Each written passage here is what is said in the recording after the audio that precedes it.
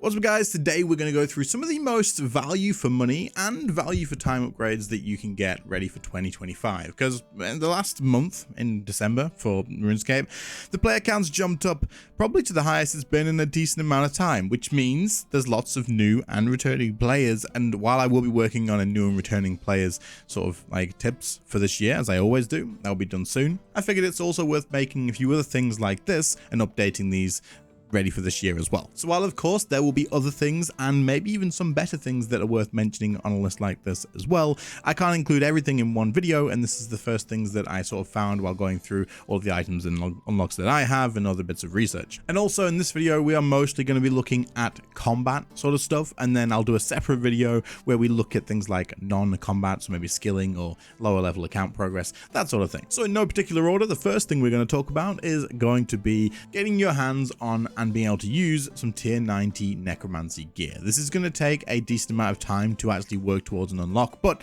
if you are someone who's wanting to get into combat and sort of end game content, then this is by far the easiest way to get into it, and also the best way probably for a newer player as well. Now the reason this is value for money is because the tier 90 set, the actual like total value of having the weapons and having the armor, is super cheap. It is still the cheapest option to have for tier 90 entry into PVM, and there isn't a boss in the game that you cannot kill with tier 90 Necromancy Gear. Except, of course, before you guys get in the comments, the bosses that don't let you use Necromancy there. Of course, obviously, you can't kill like the Rex Matriarchs, the Dagonoth Kings, and that sort of stuff. But in terms of how strong the actual gear is and how much benefit you're going to get from using it, you will be able to kill pretty much any boss in the game with this gear, so it is a great place to focus on. So in terms of value for money, this gear is insanely cheap and is definitely the best for the price that you're going to be able to grab.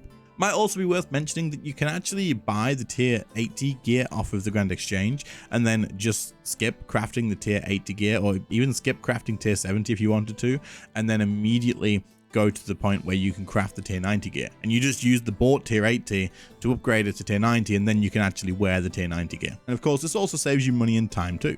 Moving on from here though, I am going to stick with Necromancy for just one more thing, because I feel like it makes sense to put these together, and that is going to be, while you are working on your tier 90 Necromancy Gear, you will also come to a point where you can unlock the Bone Shield abilities. There's Bone Shield, and then there's Great Bone Shield, which is the one we're going to focus on, because this just removes the option of you needing a shield in the game. And you can use this across all combat styles as well, and while it will take time to actually get this, it is definitely worth having, because it gets you an inventory slot back. It means you don't have to switch. You can just have your defense abilities up all the time and always available. Yes, it will cost you necromancy runes, but this, in terms of like an unlock, is something you will use forever, and it is absolutely worth the time that you're going to do, especially if you are working towards having higher level necromancy anyway. You will unlock this on the way. I just figured this was worth including, because for the people who are returning to the game, knowing that you don't need to have a shield if you just unlock this is definitely worth knowing about. Alright, another item that is absolutely worth the gold investment is going to be the Cinderbane Gloves. I've mentioned this before in many lists of like useful items, or maybe even an older version of this video, but there's definitely a reason why it always reappears, and the fact that it does probably means that it is definitely worth mentioning again. Now don't get me wrong, these aren't insanely cheap. They're in fact 70 million GP as of right now, but they are definitely worth the 70 million GP that you may spend on them, because these are best in slot at most bosses in the game. If you can poison the boss, these are best in slot. And unless Jagex is crazy enough to release like a stronger version of these or something like that, these will likely stay best in slot. So for 70 million GP, having a best in slot option for many places, including doing things like Slayer and stuff like that, these are absolutely worth getting your hands on and worth spending 70 million GP on. And of course, it's also worth mentioning that the incense sticks and weapon poison will stack with this to increase the amount of damage that you can output with your Cinderbane Gloves and weapon poison in general. Another thing that is definitely worth your time is going to be budget perks. Now, this is going to be time investment and it's going to be money investment as well, more so on the time side, because to unlock invention, you also need to get some high level skills in crafting, divination, and smithing. These are going to take a lot of time because they have to be level 80 in each. That's a decent amount of training. However, if you are looking at getting into PvM, getting yourself some perks on your gear is going to be a massive game changer. Don't get me wrong, most of the bosses before Invention was released, most bosses you find without perks, but the notice you'll have between having them and not having them is too good to turn down. Now, something that a lot of people mistake though, and which is why we're putting them in here, is that you don't have to go for best in slot straight away. Like, people will look and go, right, this is the item I've got, this is the perks that I want to get, which ones exactly do I need? And they'll look at them and go, yep, that's the best in slot option, that's what I need to go for. You don't have to do that at all. You can get entry level ones, budget ones if you want to call them that, cheap ones, and they will still make a world of difference. In fact, there's some best in slot options that are super cheap as well and will fall into the budget category and worth doing. Now, Invention can be insanely confusing for a lot of people. I know for a fact that it took me so long to figure out how perks worked. I actually just used to ask a friend of mine to just look, what am I putting in my gear? Tell me what it is. How do I make it? What do I do?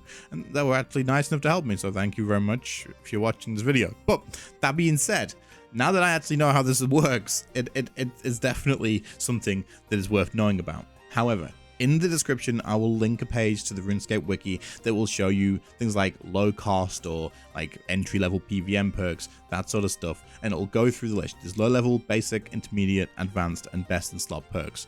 Find where you are sitting on a table of gold and how much you can sort of spend to improve in this, and then get those ones. If you are not getting perks because you're like, I can't afford these best in slot perks or they're so expensive, just chuck anything, chuck stuff on. But follow the guide that's in the description, but get some stuff perked up. Even if it's only a few % here and there, you also get things like making your devotion have a chance to randomly proc and reduce the amount of damage you take. There's so many things. Just take a look at the list, see what you can get in there. You'll notice a world of difference. Here's a couple of items that you definitely want to spend a small amount of GP on. Like, when I say a small amount of GP, it's because these things are freaking cheap. If you're a player that runs around and doesn't take advantage of every slot that you have, this one being the pocket slot, because we're talking about the Scripture of Jazz and the Scripture of a Mascot, then you absolutely want to take advantage of this. Now, someone's going to be saying in the comments, Init, nobody does this. Nobody runs around without the pocket slot being filled. Yes, they do.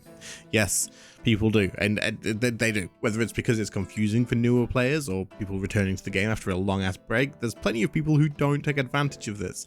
However, the Scripture of Jazz and the Scripture of Mascot are god books that are dropped from certain bosses. The Jazz comes from Karapak in normal mode and hard mode, and a Mascot is the most recent one coming from the Sanctum of Rebirth. Both of these have really good uses and have situations where they may outperform the other. However, for the price of them, if you do not have another pocket slot item, or if you're using things like a Scrimshaw, maybe something like that, or an old god book like the original ones, then you should upgrade to one of these, just whichever one you prefer at the time. Eventually, you probably want to grab both and use them wherever they suit best, but if you don't have either of them, just grab one of them. The damage boost that you're going to get just from having this active is absolutely worth the investment. These are both tradable on the Grand Exchange, so you don't even have to spend any time really getting your hands on them. This is for you guys who are actually new to the game, and maybe for those of you that have returned after such a long time that you haven't really got any of the recent stuff. Anyway, if we are looking at a player that doesn't have a max cape, doesn't have a Zug cape, and maybe you've not done the fight kiln just yet, so we're talking early levels, right? One of the best capes to invest time into unlocking is going to be the defense skill cape. So you're going to have to get 99 defense to do this, which, okay, is a decent amount of time investment,